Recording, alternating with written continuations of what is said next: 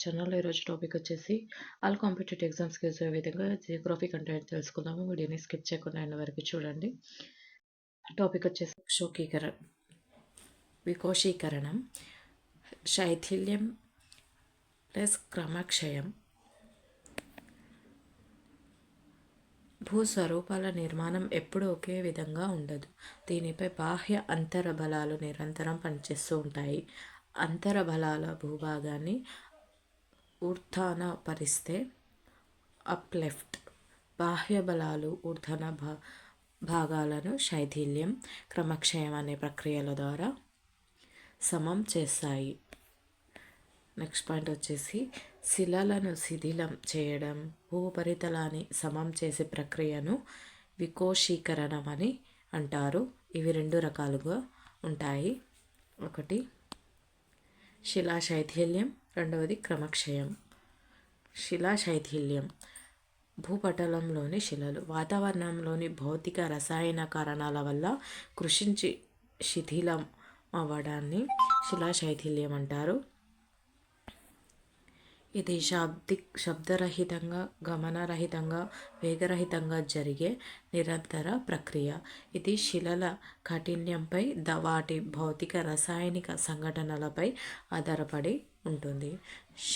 శైథిల్యం వల్ల శిలా పదార్థాల రవాణా అనేది జరుగుతుంది.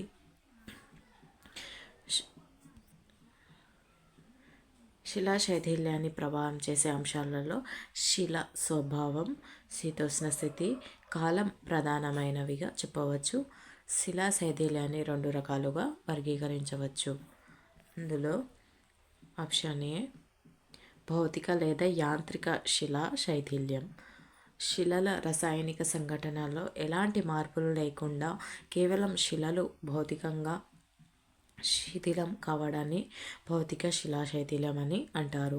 దీనికి కారణాలు ఉష్ణోగ్రతలో కలిగే మార్పులు, మంచు వల్ల కలిగే ఒత్తిడి, జంతు వృక్షాల వల్ల ఉష్ణోగ్రతలో తారతమ్యాల వల్ల జరిగే భౌతిక శిలా శైథిల్యం. ఎక్కువ భూమధ్య రేఖ ప్రాంతాలలో, ఎడారుల్లో ప్రాంతాలలో జరుగుతూ ఉంటుంది. మంచు వల్ల జరిగే శిలా శైథిల్యం ఉన్నత అక్షాంశ ప్రాంతాల్లో అనేది జరుగుతుంది. నెక్స్ట్ బి వచ్చేసి రసాయనిక శిలా శైథిల్యం. అంటే శిలలు రసాయనిక సంఘటనంలో మార్పులు రావడం వల్ల జరుగుతుంది. ఈ ఇలా జరిగే శైథిల్యాన్ని రసాయనిక శైథిల్యం అని అంటారు. ఇది ఎక్కువగా అధిక వర్షపాతం, సున్నపు రాయి భౌగోళిక ప్రాంతాలలో జరుగుతూ ఉంటుంది. అంతేకాకుండా భూమధ్య రేఖ ప్రాంతాల్లో కూడా శిలా శైథిల్యం ఎక్కువగా ఉంటుంది. క్రమక్షయం శిలా శైథిల్యం వల్ల శిలల పై భాగంలో ఏర్పడిన శైథిల్య పదార్థాన్ని పవనాలు, నదులు, హిమానీనాదాలు ఒక ప్రదేశం నుంచి మరొక ప్రదేశానికి రవాణా అనేది చేస్తాయి. ఈ రవాణా జరిగే సమయంలో శిలా పదార్థం మరింత ఎక్కువగా శైథిల్యం అవుతూ ఉంటుంది. దీనినే క్రమక్షయం అని అంటారు. నెక్స్ట్ వచ్చేసి శైథిల్యానికి క్రమక్షయానికి ముఖ్యమైన తేడా. శైథిల్యం స్థానికంగా జరిగే చర్య కాగా క్రమక్షయం గతిశీలమైన ప్రక్రియ. ఈ రెండింటిని కలిపి వికోశీకరణం అని అంటారు. నెక్స్ట్ వచ్చేసి ముఖ్యమైన అంశాలు.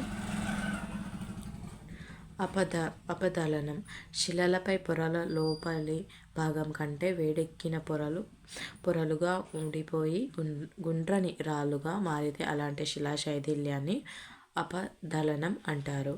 టార్స్ అంటే అపదలనం వల్ల గుండ్రంగా మారిన శిలలను టార్స్ అంటారు. అపదలనం ఎక్కువగా గ్రైనేట్ శిలలలో కనిపిస్తుంది. ఇవి ఎక్కువగా రాయలసీమ, తెలంగాణ ప్రాంతాలలో ఉంటాయి. ఉష్ణోగ్రత అధికంగా ఉండే శుష్క శీతోష్ణ స్థితి ఎడారి ప్రాంతాలలో భౌతిక శిలా శైథిల్యం ఎక్కువగా కనిపిస్తుంది. నెక్స్ట్ పాయింట్ వచ్చేసి వర్షపాతం అధికంగా ఉండే అర్ధ శీతోష్ణ స్థితి ప్రాంతాల్లో రసాయనిక శిలా శైథిల్యం అధికంగా అనేది కనిపిస్తుంది. ధ్రువ ప్రాంతాలు, అధిక అక్షాంశ ప్రాంతాలలో మంచు వల్ల జరిగే భౌతిక శైథిల్యం అనేది కనిపిస్తుంది. రోగోలిత్స్ శిలల శైథిల్యం చెందిన పదార్థం శిలల ఉపరితలంపై ఒక మెత్తటి మృదువైన పొర మాదిరి ఏర్పడుతుంది. దీనినే రిగోలిత్ అని అంటారు. బెడ్ రాక్ అంటే ఆధార శిల.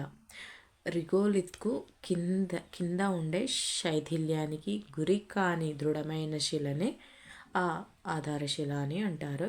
రెండు ప్రక్రియలలో ముఖ్యమైన తేడాలు. శిలా శైథిల్యం. భూగోళంలోని శిలలు వాతావరణంలోని భౌతిక శక్తులు, రసాయనిక కారణాల వల్ల కృషించి శిథిలమవ్వడాన్ని శిలా శైథిల్యం అని అంటారు.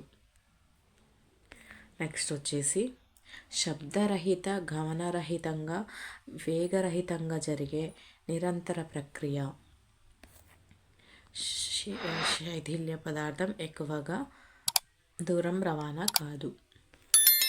నెక్స్ట్ పాయింట్ వచ్చేసి ఉష్ణోగ్రత, మంచు, జంతువులు, వృక్షాలు, రసాయన చర్యల వల్ల శిలా శైథిల్యం అనేది జరుగుతుంది.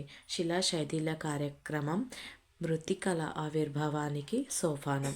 శిలా శైథిల్యానికి చక్రం లేదా దశలు అనేవి లేవు. నెక్స్ట్ వచ్చేసి క్రమక్షయం.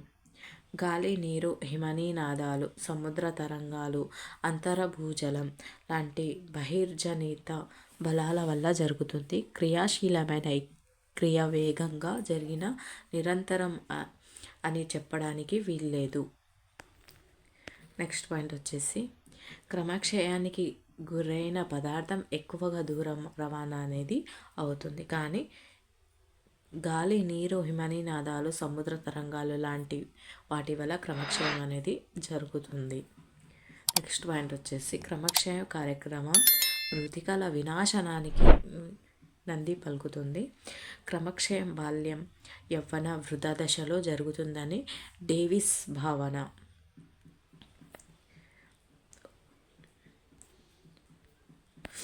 ఒకవేళ వీడియో నచ్చినట్లయితే లైక్ చేయండి, సబ్స్క్రైబ్ చేయండి, మీ ఫ్రెండ్స్ అండ్ ఫ్యామిలీ మెంబర్స్కి షేర్ చేయండి. Thank you for watching.